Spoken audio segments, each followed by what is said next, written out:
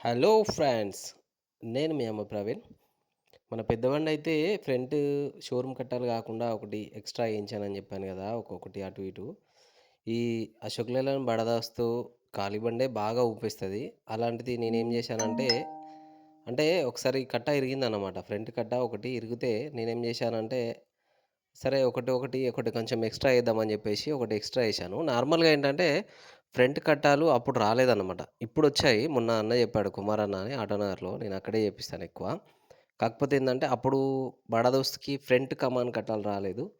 రాకపోవడం వల్ల అప్పుడొకటి ఆల్టర్‌నేట్‌గా ఒకటి దాని సైజ్ జూసి ఏసిండన్నట్టు అప్పుడు. అప్పుడు అన్న జెప్పాడు కొంచెం బండి ఊపేస్తదేమో, ఎత్తేస్తదేమో అని. కాకపోతే ట్రై జేద్దామన్నా. ఒకవేళ బాగా ఊపేదుంటే, ఎత్తేసేదుంటే తీసేద్దాంలే అనుకున్నాను. ఇంకొకటి గూడా జెప్పాడు. ఒకవేళ టైర్లు సైడ్‌లకి నాకుతాయేమో, అంటే సైడ్‌కు అరుగుతాయేమో, కొంచెం వీల్ అలైన్‌మెంట్ పోతుంది చూసుకో మరి అని అన్నాడు. సరే చూద్దామన్నా ఒక 10 డేస్, 1 మంత్‌లో అర్థమైపోతుంది గదా! అప్పటి వరకి తీసేద్దాము కాకపోతే అని జెప్పా. కాకపోతే ఏందంటే ఇప్పుడు నేను 2 ఇయర్స్ అయితుంది అదేసి. అంటే నార్మల్‌గా షోరూమ్ ఉంచినంత గట్టిగా అయితే లేదు ఆ కట్ట. అంటే అంత బ్రాండెడ్ కట్ట గాదు. నార్మల్ కట్ట ఏశాను కొంచెం సన్నది. సరే చూద్దాంలే అని జెప్పేసి.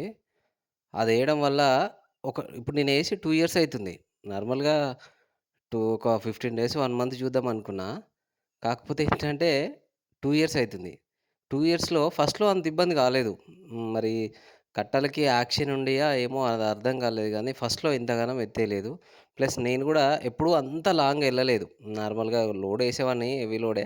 కాకపోతే ఏందంటే లోకలే 50 కిలోమీటర్స్, 40 కిలోమీటర్స్ అలా. తార్ రోడ్డు పైన అంటే డాంబర్ రోడ్డు పైన ఏమి ఏర్పడకపోయేది. ఇప్పుడు గూడా అంతే. ఎప్పుడైతే సీసీ రోడ్డు పైన ఎళ్తామో టైర్‌ల వైబ్రేషన్ గూడా మనకు తెలుస్తుందనమాట. అంటే సీసీ రోడ్ వల్ల ఎళ్ళే వైబ్రేషన్ గూడా అర్థమైతుంది. అంటే ఈ కట్టల వల్ల. అయితే నేనేం జేశాను ఇగ నా వల్ల గాలేదు. హెల్త్ దెబ్బతింటుంది. సరే కట్టాలి ఇరిగితే మళ్ళొకటి ఏపిచ్చుకోవచ్చు గానీ, ఇంత హెవీగా ఏసి కొంచెం ఇబ్బంది పడలేము అనిపిచ్చింది నాకే. అందుకని జెప్పేసి అన్న దగ్గరికే ఎళ్ళాను మళ్ళీ. అన్న ఇట్లా అయితుందనంటే, "అప్పుడు బానే ఉందన్నావు గదా!" అని అన్నాడు. "ఆ! ఉంది గానీ ఇప్పుడు ప్రెజెంట్ అయితే ఇట్లా అయితుందన్నా" అని జెప్పిన. ఈ ఈ కటాలు నాకడం అది ఇది సైడ్ కరగడం అలాంటివి మాత్రం ఎలాంటి ప్రాబ్లమ్ లేదు. ఎక్స్‌ట్రా కటాలేసుకున్నా గూడా ఫ్రంట్‌లో. అంటే ఎవరైనా యేసుకునే వాళ్ళకి జెప్తున్నాను. పర్లేదు మేము హెవీ లోడ్ యేసుకెళ్తున్నాము. లోకలే హెవీ లోడ్ యేసుకెళ్తాము. మాకుండాలి అనుకునే వాళ్ళు మాత్రం అయితే నిన్న ఒక అన్న కామెంట్ పెట్టిండు నాకు నార్మల్‌గా. నాకు ఫ్రంట్ కడ్డాలు 7 ఇరిగినాయన్న అని జెప్పేసి. అంటే 7 ఇరిగినాయంట. అంటే ఉండడమే అటు 3, ఇటు 3 ఉంటాయి. అంటే 2 రెండే యాక్షన్స్ ఇస్తాయి. 2 మాత్రమే యాక్షన్ ఇస్తాయి. అలాంటిది ఆ 3, 3లో 7 ఇరిగినాయంటే, అంటే 7 సార్లు ఇరిగినాయన్నమాట అన్న ఉద్దేశ్యం. అగో అట్లా హెవీ లోడ్ ఏస్తే ఎనకకి బెండ్ అయిపోయి ఇరిగిపోతా ఉంటాయి. సో, మేము దగ్గరే ఎళ్తాము. కొంచెం హెవీ లోడ్ ఎళ్తాము. కొంచెం మాకు ప్రాబ్లమ్ ఏం కాదు అనుకున్న వాళ్ళు ఏసుకోవచ్చు తప్పులేదు. టైర్‌లకి ఎలాంటి ప్రాబ్లమ్ ఉండదు. వీల్ అలైన్‌మెంట్ కూడా పోదు. కాకపోతే ఏందంటే మేము లాంగ్ ఎళ్తాము. ఇబ్బందయితది. అంత హెవీ లోడ్ ఏమి ఎయ్యము. లాంగే ఎక్కువ వెళ్తాం అనుకునే వాళ్ళు మాత్రం ఏసుకోకండి. కట్టాలేయకండి. షోరూమ్ కట్టాలు ఎలా ఉంటే అలానే ఉంచండి. ఇంకొకటి కూడా అన్న సజెషన్ ఇచ్చాడేంటంటే, నార్మల్‌గా ఈ షోరూమ్ కట్టాలైనా గూడా అలా ఉన్న తర్వాత గూడా అప్పుడప్పుడు గ్రీజ్ పెట్టుకోండి. లేకపోతే ఆయిల్ ఉంటది గదా! ఆయిల్ నార్మల్‌గా పంపింగ్ చేస్తాం జూడండి. అట్లా పంపింగ్ అన్నా కొట్టుకోండి. కొట్టుకుంటే ఏంటంటే కట్టాలు ఇట్లా ఎండిపోకుండా అంటే నార్మల్‌గా తుప్పు పట్టిన అలా అయ్యి కొంచెం యాక్షన్ ఇవ్వకుండా ఉంటాయి గదా! తుప్పు పడితే. సో, కొంచెం ఆయిల్‌లాగా కొడితే అంటే మనం ఇంజిన్ ఆయిల్ ఉంటది కదండీ నార్మల్‌గా పంపింగ్‌లాగా కొట్టడం లేదా గ్రీజింగ్ పెట్టడం వల్ల మనకి కొంచెం యాక్షన్ ఒస్తదని జెప్పేసి అన్నయితే జెప్పిండు. అది జూడండి. ఇప్పుడు మనదే కట్టలా విప్పిండు. అందులో ఆ అన్న ఏసిందే ఎక్స్‌ట్రా ఉంటది. అప్పుడు రాకపోవడం వల్ల ఒక పొడుగు సన్న కట్ట తీసుకొని దాన్ని సైడ్‌లకి కొంచెం క్రాస్ జేసి ఏసిండనమాట అప్పుడు. అది జూడండి అన్న తీస్తాడు. అగో అదే కట్ట అన్న ఏసింది. అన్ననే ఏశాడు. అది కొంచెం సైడ్‌లకి క్రాస్ కొట్టి ఏసాడనమాట చూడండి. అది రాకి అట్లా అయిందనమాట. అంటే సో, మనకి కొంచెం కరెక్ట్‌గా యాక్షన్ ఇస్తలేదనమాట. కట్టకి మధ్యలో రాకుంటూ కరెక్ట్ యాక్షన్ ఇవ్వడం పోవడం వల్ల మనకి ఇంకా బాగా ఎత్తేసిందనమాట. సో, నేనైతే వద్దని జెప్పా. సరే నేను లాంగ్ ఎళ్తున్నా గానీ అంత హెవీ లోడ్ అయితే ఏమి ఎళ్ళలేదు. ఈ 3 కట్టలు అంటే ఈ 2 కట్టలకు సరిపోతాయన్న. అవే పెట్టేసేయి అని జెప్తే, సరే అదైతే అదే యేసుకుందువులే అని జెప్పేసి ఆ మోపింగ్ అయితే చేస్తుండనమాట. అదే అవే కట్టాలి గానీ, వాటిని మోపింగ్ చేస్తుండనమాట. అంటే యాక్షన్ కోసం కొంచెం కరెక్ట్‌గా క్రాసింగ్ కొట్టేస్తారన్నట్టు. మరీ సక్కగా గాకుండా అనమాట. కొంచెం యాక్షన్ రావడానికి. "అన్న పెట్టేసేయి అలాగే పెట్టేసేయి" అనయితే నేనైతే చెప్పిన.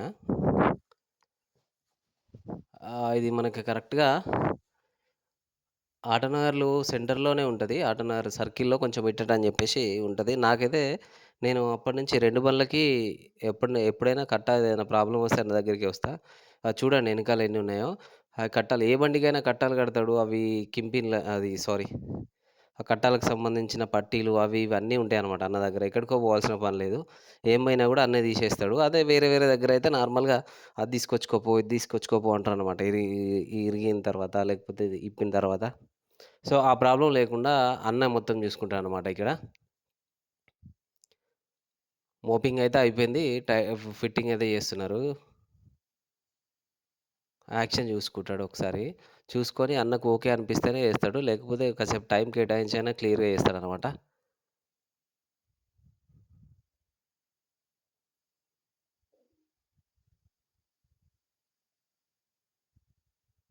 ఆ సుత్తెతోటి కొడుతున్నాడు గదా! అన్నదే అన్నమాట. అన్నయ్య కుమార్ అంటే.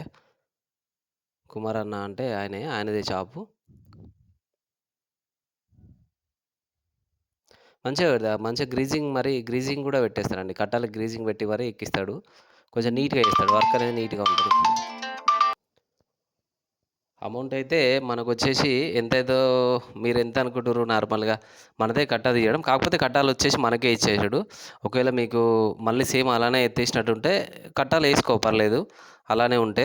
లేదు అనంటే తీసేసుకొనే ఉంచేసుకో. ఎందుకంటే అలానే ఉంటే తీసి కూడా లాభం లేదు గదా! సరే నీకు వెయిట్ అన్నా ఆపుతది కొంచెం అని అంటే నాకు గూడా అదే అనిపించింది గానీ నార్మల్‌గా ఆహ్, నేనిప్పుడు మళ్ళీ అన్న ఏసిన తర్వాత డ్రైవింగ్‌కయితే పోయొచ్చినాను. నార్మల్‌గా టెస్ట్ డ్రైవ్‌కి పోయొచ్చిన. సో, అయితే ఊపేస్తుంది. బండయితే ఊపేస్తుంది గానీ, ఎత్తేయడం లేదు నార్మల్‌గా. చిన్న చిన్న హోల్స్‌లో అప్పుడైతే ఇట్లా బాడీ కాంచి ఇట్లా మొత్తం ఎత్తేసేదనమాట. ముందు క్యాబిన్ కాంచి ఎత్తేసేది. ఇప్పుడు అలా లేదన్నట్టు. జస్ట్ బండి ఎత్తు వంపుల దగ్గర ఊపేస్తుంది. ఊపేస్తుంది గానీ, ఎత్తేయడం లేదు. కొంచెం బెటర్ అనిపించింది నాకు. ఒక 50% అయితే బెటరే. సరే కొంచెం హెల్త్ దెబ్బ అప్పడంత లేదనమాట. కట్టాలున్నంత లేదు. అయితే నేనేం జేసినాను, నార్మల్‌గా ఆహ్ ఆహ్, ఇది చేపించిన తెల్లారే నేనొకటి కొంచెం హెవీ లోడ్ ఏసి జూశాననమాట. కట్టాలు బెండ్ అయితున్నాయా ఎలా అని జెప్పేసి. నాకైతే కొంచెం ఓకే అనిపించింది. యాక్షన్ అది ఇది అని జెప్పేసి. సో, ఇలాగే ఉంచుకుందాం అని అనిపించింది. ఒకవేళ ఇరిగితే గనక ఇంకొకటి తీసుకోవచ్చులే గానీ, మళ్ళీ కట్టేసుకోవచ్చు గానీ, ఈ హెల్త్ ప్రాబ్లమ్ తోటి మనం బెట్టుకోలేము. హెల్త్ దెబ్బతింటుందనమాట. అందుకని జెప్పేసి ఆహ్, తీపియనైతే తీపిచ్చాను. ఇంకొకటి కట్టాల పని పెట్టుకున్నాము అంటే, కట్టాల పని తీయడం గానీ, చేయడం గానీ, లేదంటే కింపిన్లు అలా ఇలా ఏమన్నా చేపిచ్చి ఫ్రంట్ పోర్షన్ సంబంధించి ఏ వర్క్ చేసినా గూడా కంపల్సరీ వీల్ అలైన్‌మెంట్ మళ్ళీ చేపిచ్చుకోవాలి. వీల్ అలైన్‌మెంట్ చేపిచ్చుకోకపోతే క్రాస్ అయిపోద్దనమాట. టైర్లు సైడ్ కరగడం గానీ, లేకపోతే వెహికల్ పోతుంటే వన్ సైడ్ గుంజుకెళ్ళడం గానీ, అలాంటివి జరుగుతా ఉంటాయి. ఖచ్చితంగా వీల్ అలైన్‌మెంట్ మాత్రం చేపిచ్చుకోవాలి. ఫ్రంట్ పోర్షన్ ఏదైనా చేపిచ్చామంటే ఖచ్చితంగా వీల్ అలైన్‌మెంట్ చేపిచ్చుకోవాలి. అది జస్ట్ ఏముండదు. హెవీగా అమౌంట్ ఏం గాదు. జస్ట్ 300 అయితాయి. ఇక్కడ 300 అయినాయి. మళ్ళా కట్టాల దగ్గరనైతే మనకే ఇచ్చేసిండు. కట్టాలైతే ఇచ్చేసిండు గానీ, అమౌంట్ వచ్చేసి 1650 అని జెప్పిండు. అంటే నార్మల్‌గా అవి పోయినాయనమాట. రౌండ్‌యి వాటిని ఏమంటారో నాకు ఐడియా లేదు. వాటిపైన గ్రీజింగ్ పెట్టి కొంచెం యాక్షన్ ఉండడానికి రాకకుండా అవి కొంచెం పోయినాయి. మొత్తం వాటితోటి కలిపి అవి ఇవి అన్నీ కలిపి 1650 అంటే 1600 అయితే ఇచ్చేసా. ఈడొక 300 ఒక 2000 అయితే బండికి పెట్టాల్సొచ్చింది 1900.